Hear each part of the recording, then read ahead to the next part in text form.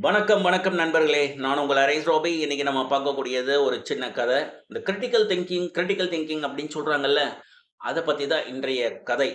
அதாவது அக்பர், பீர்பால பத்தி நமக்கு எல்லாருக்குமே தெரியும். அவங்களுடைய சாம்ராஜ்யத்தில் நடந்த ஒரு நிகழ்வு தான் இன்னைக்கு நான் உங்க கூட ஷேர் பண்ண போறேன்.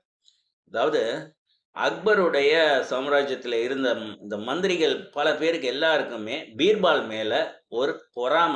என்னடா இவருக்கு மட்டும் ரொம்ப மரியாதை குடுக்குறாரு, இவருக்கு மட்டும் பொற்காசுகள் அதிகமா குடுக்குறாரு, இவர தனியா கௌரவப்படுத்துறாரு அப்படின்னு. எல்லா இடத்துலயுமே இருக்க தானே செய்வாங்க.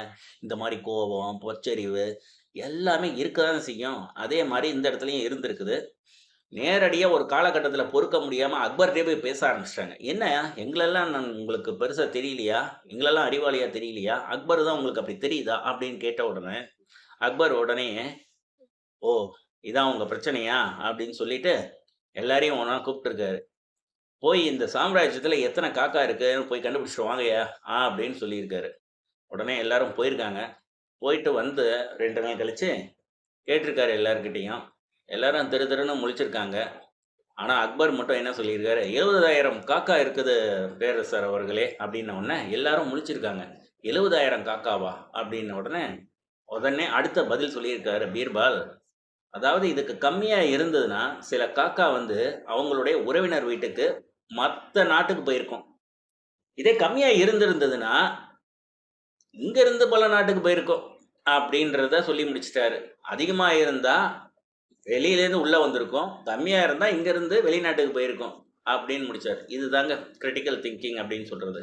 இதே இன்னொரு ஒரு விஷயமாவும் சொல்லலாம்.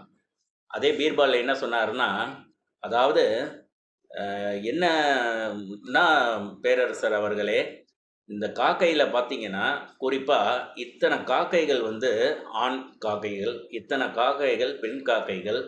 அதில பார்த்தீங்கன்னா, இத்தன காக்கைகள் வந்து அண்டங்காக்கா, இந்த காக்கை வந்து சாதா காக்கா அப்படின்னு இவராவே ஒரு நம்பர குடுத்திருக்காரு. இந்த அளவுக்கு. ஸோ, ஒரு இந்த ப்ராப்ளம் சால்விங் என்றும்போது, இந்த கிரிட்டிக்கல் திங்கிங்லாம் சொல்றாங்கல்ல, இதுதான். மத்தவங்கள விட கொஞ்சம் ஒரு வித்தியாசமா சில விஷயங்கள ப்ராப்ளம் சால்வ் பண்றது அப்படின்றது, இந்த சின்ன ஸ்டோரி மூலமா சொல்லலாம்னு தோணுச்சு. அதான் உங்க கூட ஷேர் பண்ணேன். இந்த காணொளிய பார்த்தமைக்கு மிக்க நன்றி. அடுத்த காணொளியில பார்ப்போம். நன்றி.